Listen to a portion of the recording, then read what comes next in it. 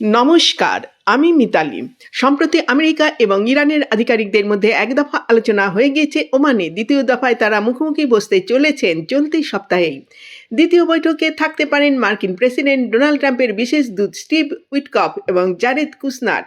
সংবাদ সংস্থা রয়টার্স সূত্রে উল্লেখ করে জানিয়েছে, আগামী মঙ্গলবার সুইজারল্যান্ডের জেনেভায় উইটকফদের সঙ্গে ইরানের আধিকারিকদের বৈঠক হতে পারে। তার আগে রবিবার পারস্পরিক এই সমঝোতা নিয়ে মুখ খুলেছেন ইরানি কূটনীতিক হামিদ ঘানবারি। তিনি বলেছেন, যদি আমেরিকার সঙ্গে আমাদের কোনো সমঝোতা হয়ও তা টিকিয়ে রাখার জন্য আমেরিকাকেও আমাদের লাভটা দেখতে হবে। যে সমস্ত ক্ষেত্রে আমাদের জন্য অর্থনৈতিক সমৃদ্ধির সুযোগ তৈরি করে সেখানে সুযোগ দিতে হবে। এরপরেই তিনি জানিয়ে দেন, জ্বালানি, খনি সহ বিভিন্ন বিষয় সমঝোতার আলোচনায় উঠে আসবে।